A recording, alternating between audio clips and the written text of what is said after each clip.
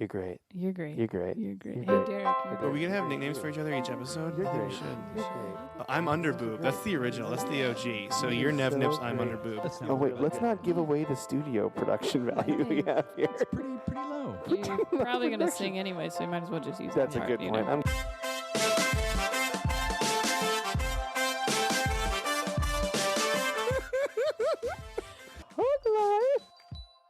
You're great. You're great. You're great. You're great. You're great. You're great. You're great. You are great.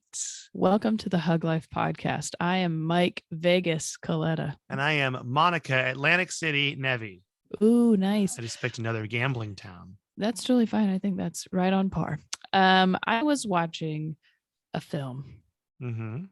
that was supposed to be set in New York. Mm-hmm. And all of their references were West Coast references. And it bothered me for some reason. Like they were like something about Vegas. And I was like, it would take so long to get from New York to Vegas. Why wouldn't you go to Atlantic City? Like it really ruined the film for me. And I don't even remember what. Oh, it was Get a Clue, which is a Disney Channel original movies from the 2000s and with Lindsay Lohan, where she decides to find out why her teacher is missing or something. Wow, a lot of investigation for just a teacher. Yeah, but she's like fancy, Manhattan lady. Then one of the kids that's helping her is like from Brooklyn and he's poor, so that's a big deal.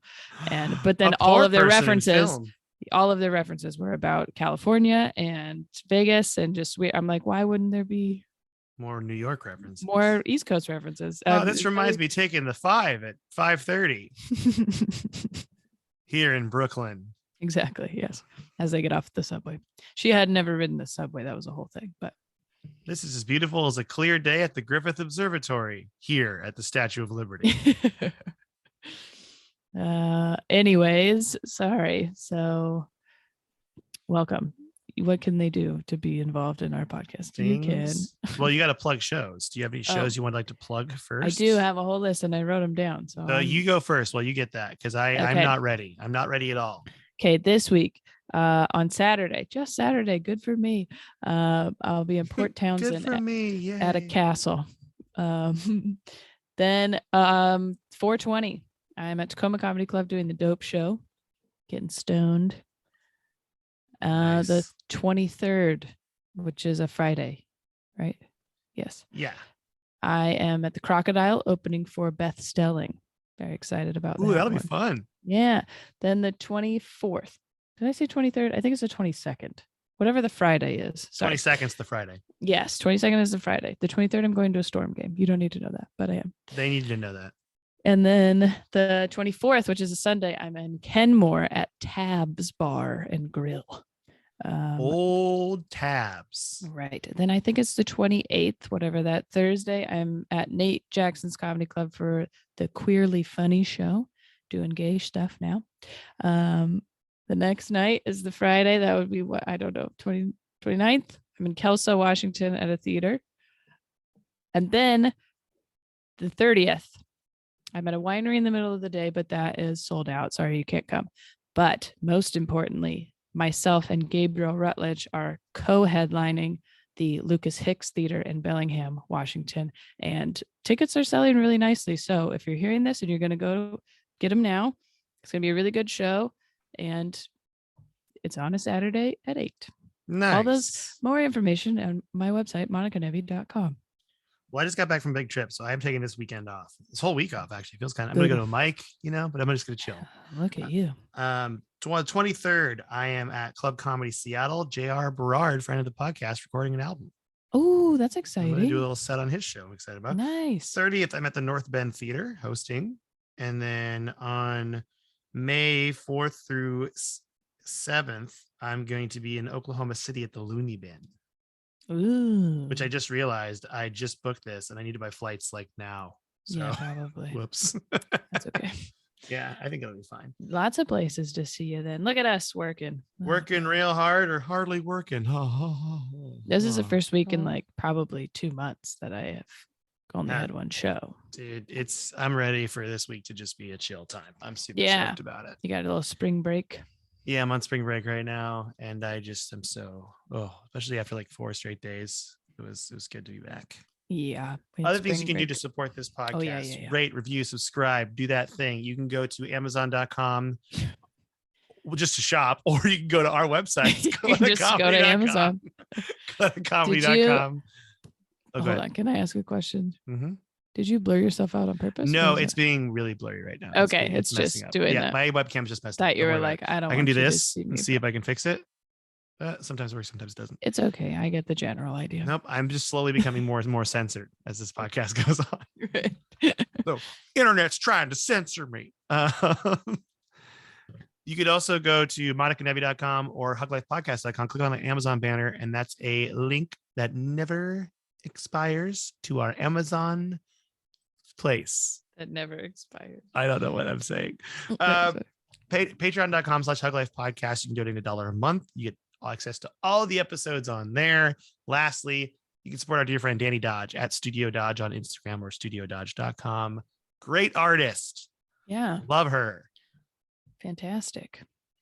And that's it for the plugs. Do you have lexical embraces? I have 2. Oh, shit. Go first. Yeah. 1, surprises. Nice. Did you get a birthday surprise? I was in Vegas this weekend, and my friends from Los Angeles drove and surprised me, and I had no idea. And I was very surprised. I hadn't been surprised. I saw pictures with people, but I didn't know who they were. So, well, one of them's Tyler. I did know that him. Yes, I knew. The other ones are people that I play games with like almost every night, and I've never met in real life before. Well, so you didn't even know what they looked like then. Well, I knew what they looked like, but I was like very surprised. It was very exciting. I think so. Did you have fun? I did a lot of fun, which leads right into my second lexical embrace. Okay. The Taco Bell Cantina in Las Vegas. Fuck yes. Let's talk about it. Okay. So have you been there before? Mm-hmm. So they have Taco Bell that you order from a kiosk, just like normal Taco Bell, which is genius. Why do they not have a Taco Bell on the strip that's open until like 3 a.m.? It's super smart. People would buy it easily. But boozy Baja Blast is where it is at. And I had so much fun drinking that. I even brought my glass home. I have my cup. And they're like, when are you going to reuse that? I'm like, I'll just fill it with water. I don't give a shit. Like all the time? I don't know what you're saying. Yeah, I'm going to use it every single day of my life. I'm going to use it at the high school, and it's inappropriate, but it's fine. It'll be fine. But yeah, I'm super stoked about it. And that's why you're teaching. You're like, gotta stay hydrated. Gotta stay hydrated. Baja blasted. But it was really fun. And also they have a DJ. And it was also funny because you're watching the train wreck of people, like it's really good. It's really great. And and the people who are excited to go to the cantina, aren't necessarily the highest caliber of people. They're people like you and I.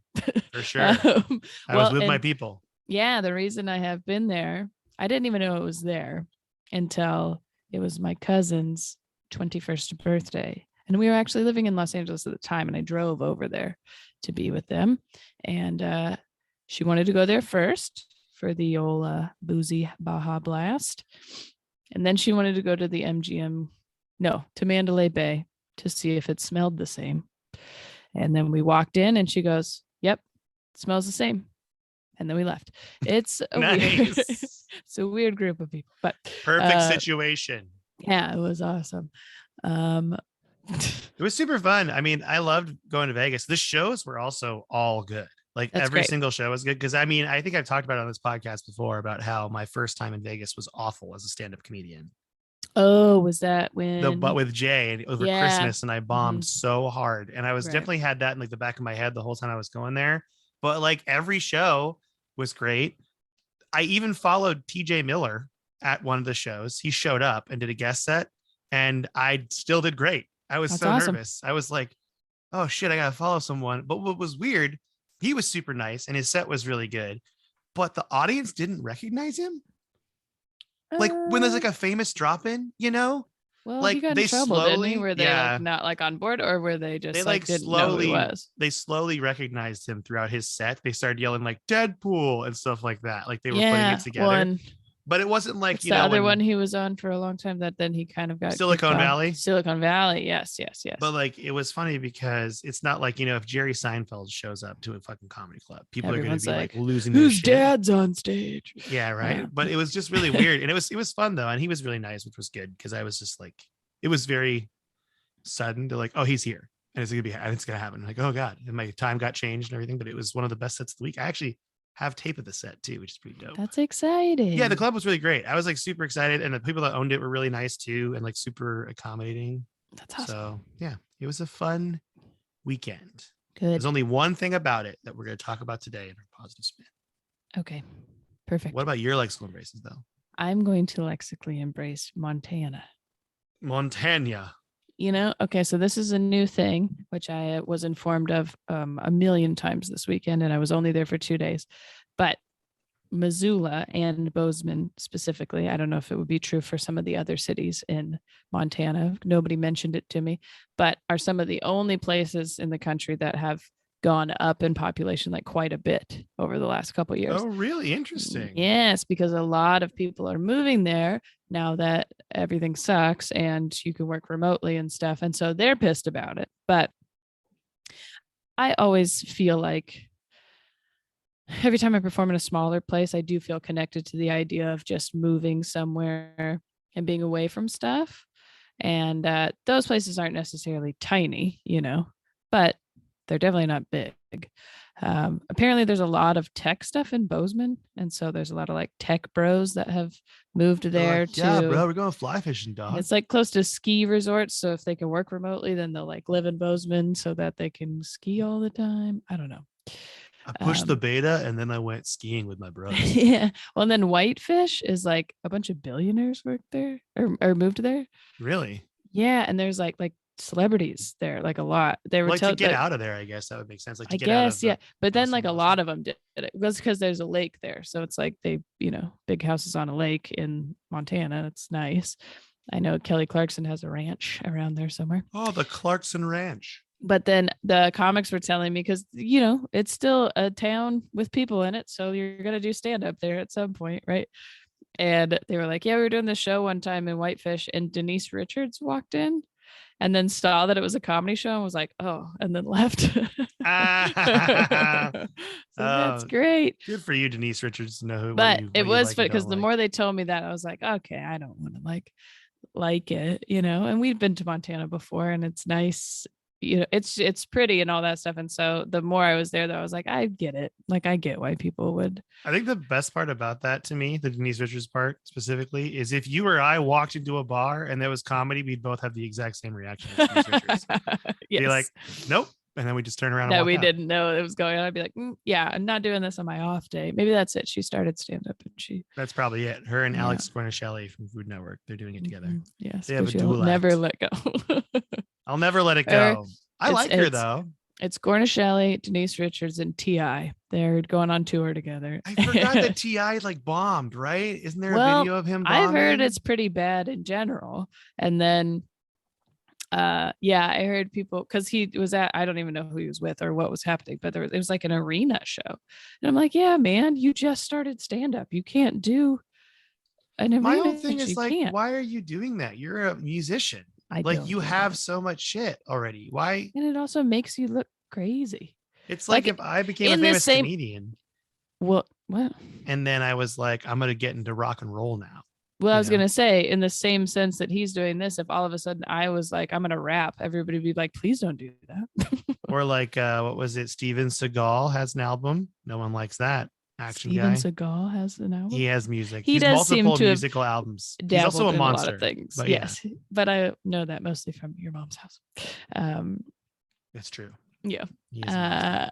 But yes, apparently he did bomb, and then it was people who are going to go see him. That's a Black audience, and Black audiences are honest as fuck. Like, they will tell you if they like you or if they don't. There's no like polite laugh, like, we'll just make you feel good. Like, if they like you, they love you. If they hate you, they will tell you. And apparently they like booed him, like fucking, did not like him. Love which that, is like, though. Make me feel better about what I do with my life. The hubris it takes to be like, well, I did something else. I already have a lot of fans. I'll just try this thing in a fucking arena and I'm sure it'll go fine. Like, now I wish that he was there, that you were there and he bombed and then he got off stage and you just pointed at him like, hubris. Yeah. Hubris, T.I. Shame on your family. Mm-hmm. He should feel ashamed. Yeah, of course. I don't think Alex Shirley bombed as far as like comedians that have done stand-up goes. Well, she did okay, right? Yeah, and I don't think she did the huge show though. In the same way that, do you remember the West Side Comedy Theater? And Yeah. they had Blake Griffin and Oh yeah, DeAndre Jordan went up and stuff, but those are like small. It's like a small little room. sets, That's like where you would start. It's not like, oh, I'm just gonna. You can't just announce I'm doing stand up now. Like it's not the same as him going, I'm gonna act now. You know, like that seems different to me of being like, I'm going to be in movies. They'd find him a spot where he would fit. It would be something like they can make him look good, you know, whatever. But stand up, you can't do that. It's very raw. And so to be like, I'm going to do stand up now, it'd be like, you don't know if you're going to do stand up now. You've never done it before. You don't know until you're up there whether you're good at it or not. Also, I feel like with acting, especially for like film and television, the power of editing can really help you out. Oh my gosh, yes. Whereas in comedy, there's no that editing like that in there. And if you were involved in like a good project, you'd have a director that goes, okay, we know how to use. Yeah, sure, you can do it because you do have quite a following, but we're going to use you in a way that makes you look good. And stand up, you can't do that. It's just you. Poor T.I. Now I feel bad for the guy. I kind of do too, but also it's that level of fame where the reality is shifted. It's not the same as ours, so he doesn't see it as, you know, because like I don't think he's done well at all. Like the times that he's been on, that wasn't the first time he was on stage. He's like tried stand-up recently, and I don't think it's gone well any time, and he keeps trying. Well, you know what? That never give up T.I. attitude that we all know and love. He's probably reading like our blogs about stand-up, and he's like, I mean, these guys kept trying, you know, they went to their open mic. You know, Monica and Evie kept going to open mics. I'm gonna go. I'm gonna keep going. Yeah, maybe I should write a blog about if you want to try stand, don't be T.I. Don't start at an arena. Don't expect anything. Especially because it's like if you're a rapper, go start your own business. You know, like that's happened so often instead. You know, become a real estate open mogul. A club. Isn't that what 50 Cent did? He bought like tons of real estate. Yeah, right? He had like a bunch of business stuff, and he's just like owning music, like producing music and stuff. He's even said in interviews, if I did it again, I wouldn't even have made music. I would have just produced it. Oh wow. Just because it's better financially. But those guys, like, you could own a club or whatever, you know, like, I mean, Will Smith is a bad example, but like Shaq had a show that was like a stand-up show, and he never did stand-up. He just like had comics on. It was like Shaq's All-Stars, Comedy All-Stars or something like that.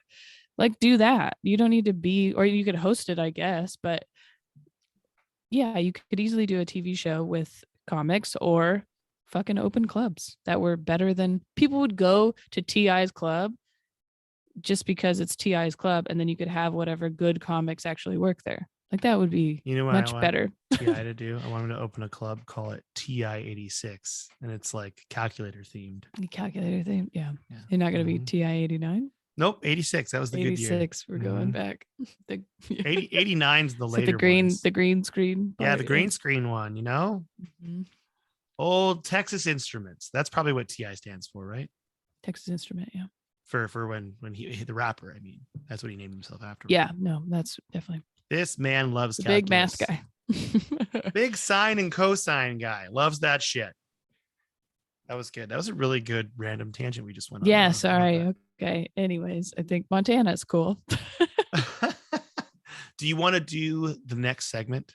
Yes, absolutely.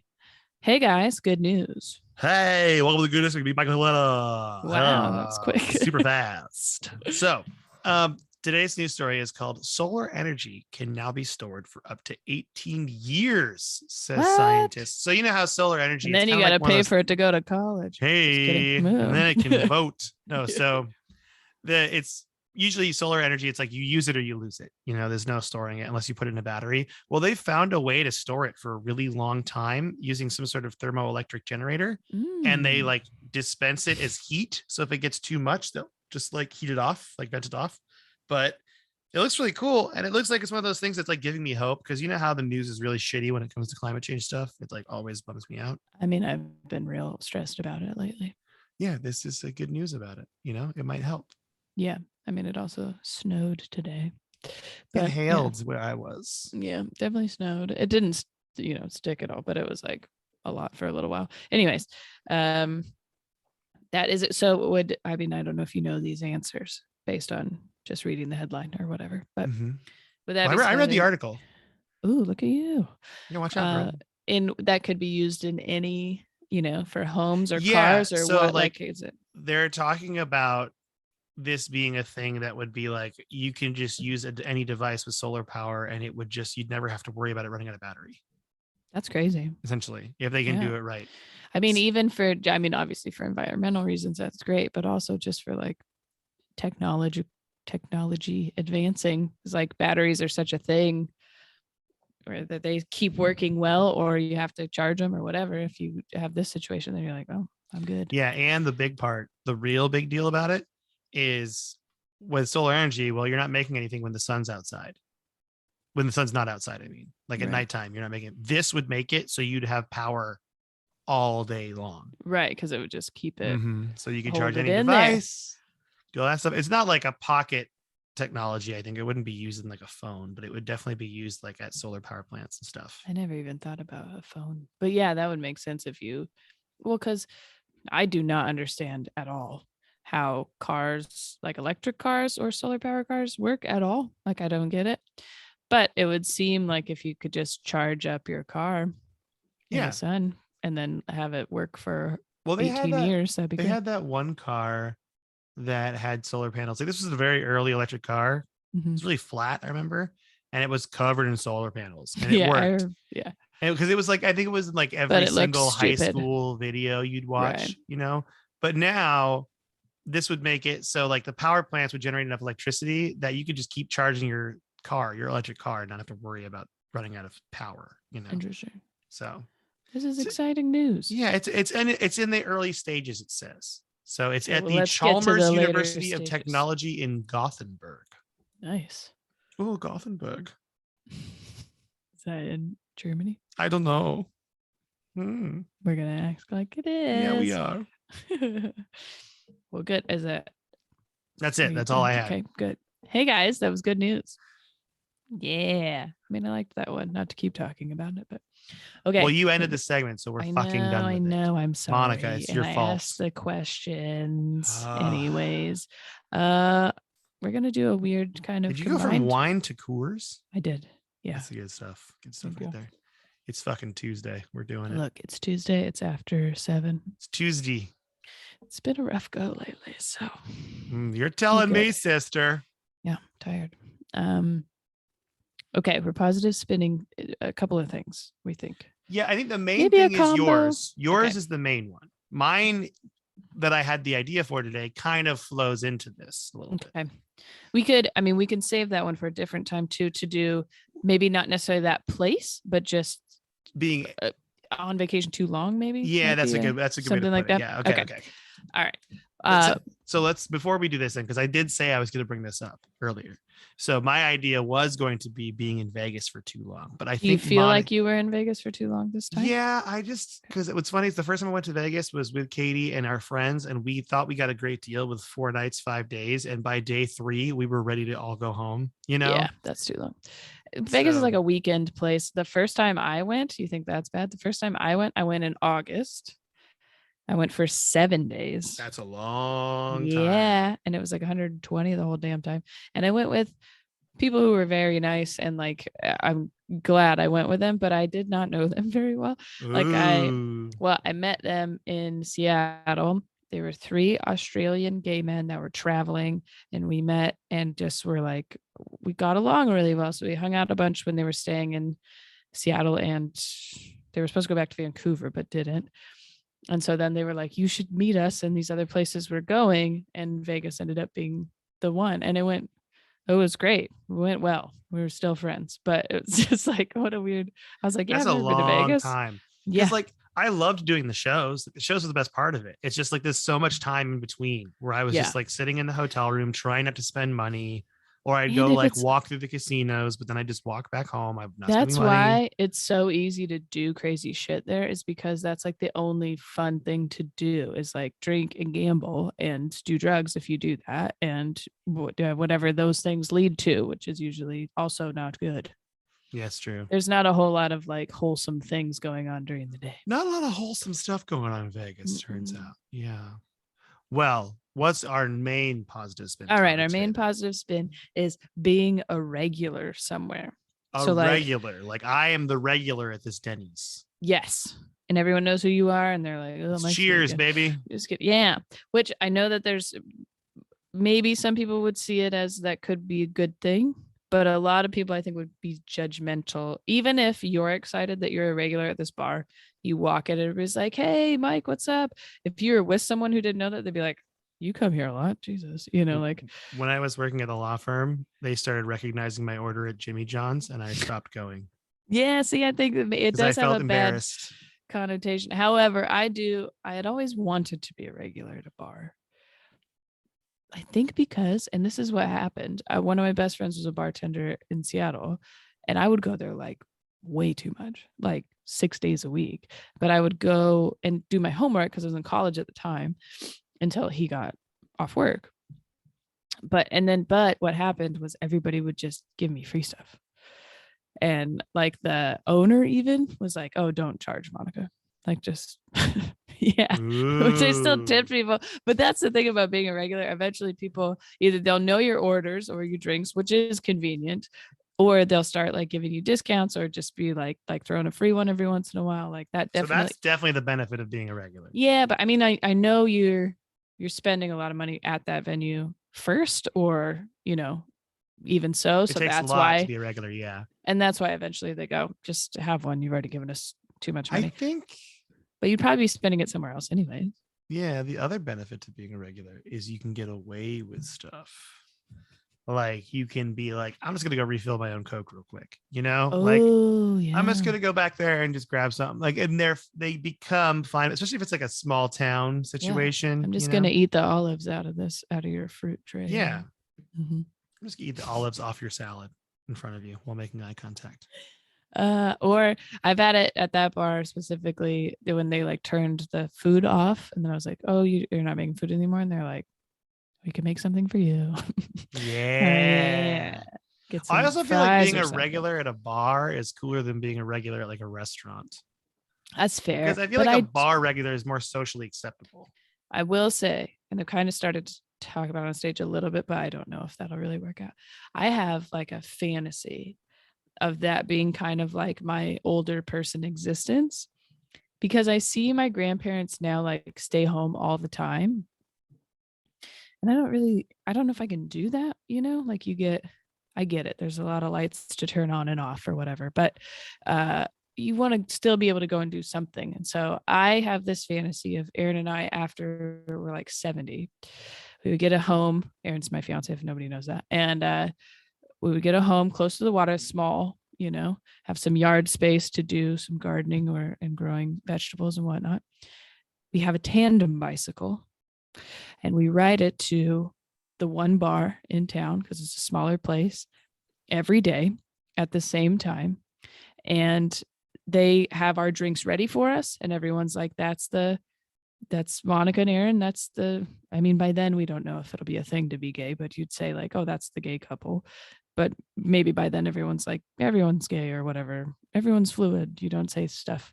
But they would be like, oh yeah, that's the old couple. And they have this cute love story. And then we get just hammered drunk every day. And then we try and ride our bicycle back home. And did you say this last episode? No, I said it on stage at Nate's. That's where I heard it. I'm like, yeah, I heard this before. No, we don't get hammered drunk, but we have like one cocktail, at like 4:30, and then maybe we have dinner there or whatever, and then we go home. Like there's just something about, and maybe it is the small town aspect of it, because I've never lived in a small town, so that seems like kind of like everyone knows each other. So there's something about that plays into it. But I feel like that's definitely doable. For sure. Thank you. That's definitely a manageable fantasy, that can happen. The key is going to be like finding the right town at the right time. Yeah, that's fair. Like you buy it as a summer home when you're working, and then you retire. Oh, that's to your summer home when you're later in life. I think we did talk about that a little bit, where we would have like our home from, so we're going to get a house after we get married, which is this year. So it would be our home from when I'm like 33, 34 to whatever, whenever we retire, maybe, or something. I don't know. Well, we're millennials, so 85. Right. So 85. and we're stand-up comedians. So we're never retiring. Aaron has a good job. Anyways, but that's the only reason. Got to keep that job security, Katie. Tell you then you'd still keep the other home because you would at some point buy this, vacation home or beach house or whatever you want to call it. And then you could either give, because I think it's going to get worse I hope it'll get better, but I think it'll be worse for our kids as far as buying houses and stuff like that. So the idea would be to give our house that we lived in to our son. Oh yeah, that's a good idea. Because land is valuable too at that point. Yes, exactly. Landowner. We must own land. Yeah. So then we could live in our little cottage or whatever with no stairs. And then he can enjoy or start a family or whatever he wants to do in that house. It's the plan. Yeah. So that's you're going to become a regular at the bar, though. My literal life goals in future, provided we don't die from the climate tomorrow, which we probably will. But these are still things I fantasize about. Have a lot to do with being a regular. I think it works. It's I don't know if it's that weird, but I like it's good to have a retirement plan.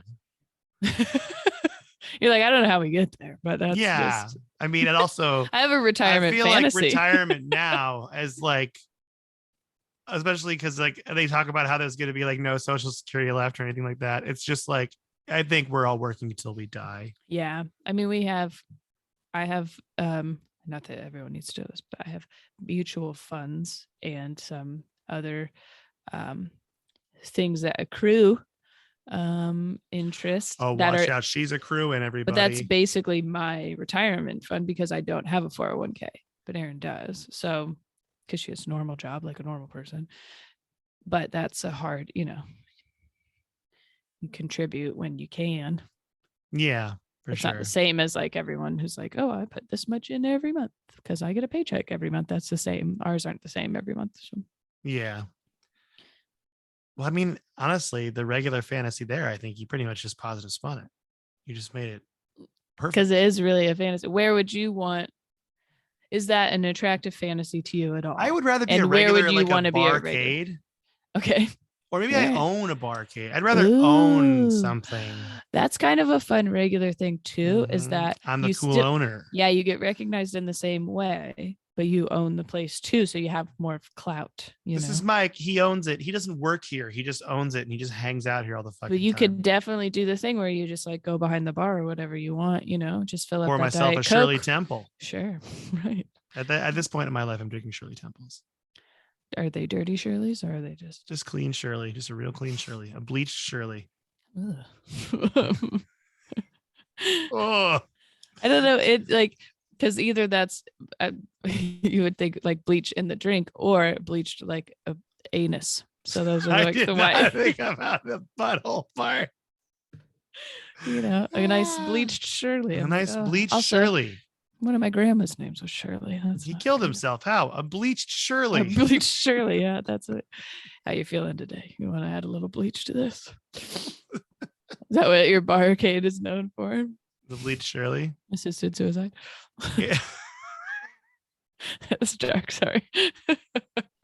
He makes bleached Shirley a Shirley Temple, but he uses Crystal Pepsi instead. It tastes disgusting. Oh, there you go. It just tastes like bleach, but you don't die. You don't die. Yeah. Oh my God, that's perfect. All right. But would you rather be a regular like a restaurant, or do you think that's too? So my friends' parents growing up were regulars at a restaurant, and I don't want to be, because I feel like you become entitled.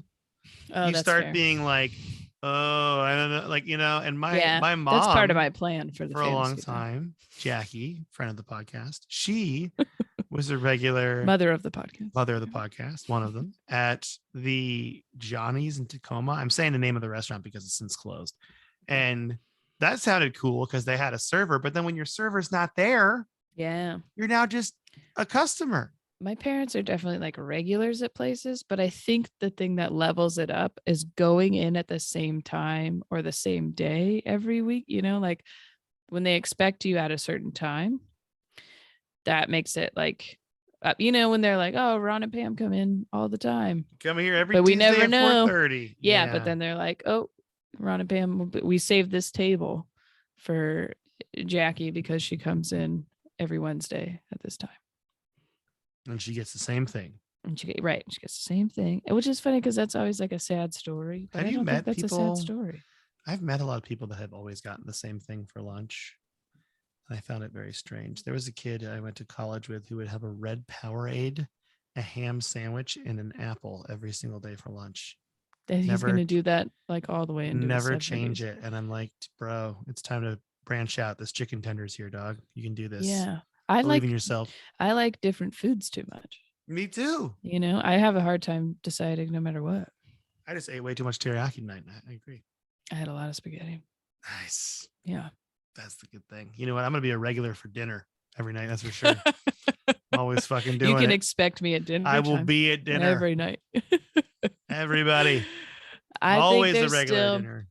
I think maybe because it's not that bad of a negative, I do think, but if you're afraid someone might be judging you for being a regular, coming into a place too much, just think of the positives of people do know your name there. They do know you're not going to be disappointed by what you're getting because you've already been there so many times. Yeah, and I guess there's a safety in that. Yeah. Like the safety. You can feel safe. That's a good. We're all trying to feel safe. Yeah, all of us now, especially. Oh, yeah. Geez. That's a good find your safe space. The Vegas Strip at 3 a.m. That did not make me feel safe at all. I'll tell you that much. I don't think anybody feels safe there. No, it was tragic. It was scary. Even the people that are going to do bad things on the Strip at that time don't like, feel safe. What if somebody does? And I feel unsafe. I'm trying to commit a crime and somebody could crime me at any point. Am I getting crimed? Am I going to get crimed here? What is the charity today? I say everybody should find their own. Find your regular safe space. Find your regular safe space. That sounds like a poop thing. It does. Find your regular. That does. Find your regular. Like Imodium. Imodium would be the opposite. Anyway, fiber. That's Metamucil. Find your regular. Well, okay. I mean, no, Imodium to take if you're having diarrhea, so it does make you regular. Well, that's true. I thought it was just supposed to stop it. I've only had experiences where it stops it too much. Where I'm like, you've only opened the floodgates. You never shut them down. No. Yeah. I don't know if this is a good transition into the charity, but I'm excited about it. I'm a big fan. There's conflict happening, and I know people have a lot of questions about what's the best places to utilize your donations if that's what you would like to do to help the Ukraine. And so I went on Charity Navigator and found some with the highest impact results. And one of them was Heart to Heart International, which is hearttoheart.org. And they they have their expense ratio, which is incredible, is 99.5%. Wow. It goes all to their programs and funding and stuff, which is actually kind of unheard of. But they have a 96 rating, and their leadership is 100 out of 100. So that means they're actually using your money for what they said they're going to, which is, it's another one of these that kind of takes disaster situations, whether that be war, as we're dealing with now, or natural disasters or something like that, and sees what is needed and then provides those things, which I think is helpful, because you kind of never know what's going to be the most helpful for people. So I like an organization that can be flexible. Who doesn't? Yeah, flexibility. Flexibility. Find your regular charity. Find your regular. Find your regular. Is that going to be the title? That's the title of the episode, and our new self-help book. Find your regular. About finding peace through normal bowel movements. And going to the same bar a lot. You go to the same bar all the time, yeah. Monica, is there anything you want to say to the listeners before we go? Yes, I love you so much.